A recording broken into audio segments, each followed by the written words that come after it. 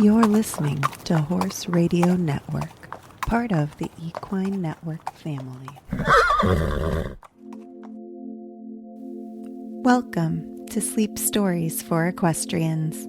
I'm your host, Ashley Winch. We're so happy you're here to relax and unwind. If you fall asleep and miss the story, we will recap it at the beginning of the next episode. We've also selected and edited these stories for ultimate relaxation, removing any stressful bits without affecting the story's integrity, so you can focus on drifting off to sleep. With that, let's settle down and prepare for our story.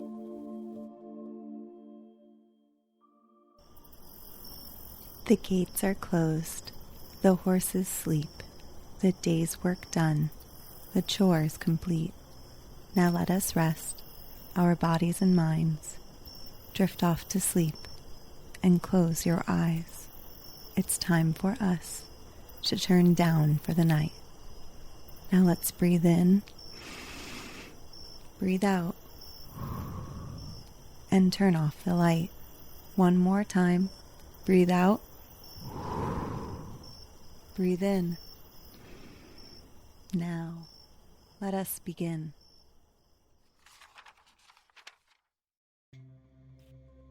Today's chapter is called The Elf Gives Some Useful Information. I soon became quite happy and at home with Eros too, whose youth made him very anxious to converse with experienced horses like Lyric and myself. He wanted to know how dear Master had found out so quickly that he had been badly treated by the man in whose charge he had been left during his absence. And I told him that he would soon notice for himself how very observant Master is, and that he can always tell when a horse had been bullied or frightened by man, because when this has been the case, the horse, which has so suffered, always flinches at the approach of man, just as you, Eros, too did, even though it happened to be our own dear Master. The horse, like most animals, distinguishes chiefly by sound and scent. So when Master went up quickly to Eros too, he saw only a man, and a man had been unkind to him, and so he started back and flinched in fear. This show of timidity opened Master's eyes, and inquiries proved his surmises to be right, and the man who had bullied and beaten Eros too never had another chance of venting his brutality on any horse at the park. Master took good care of that, and as I have told you before, sent him off at a moment's notice. Master is clever, answered Eros too. Before that man was unkind to me, I wasn't afraid of anyone. But when he made me feel how much he had the power over me, I became so terrified of the sight of a man, made me tremble all over. All the same, Eros too, I said, I do think you ought to know Master when you see and hear him. I never mistake his footsteps. Perhaps I shall be as wise as you, dear elf, when I have known Master as long, humbly answered Eros too. And Lyric chimed in, yes, you'll learn to love him as we do, for you won't be able to help yourself.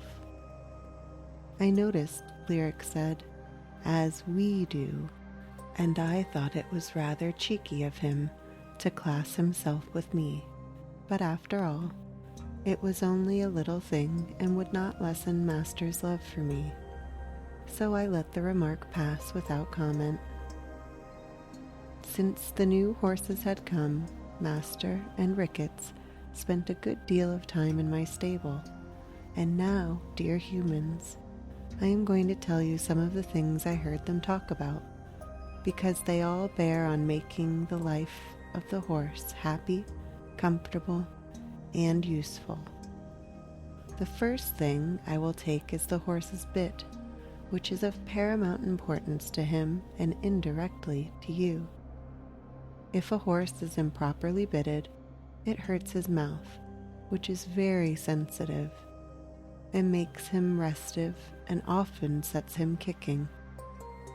Some humans are silly enough to ask how a horse's mouth can affect its heels.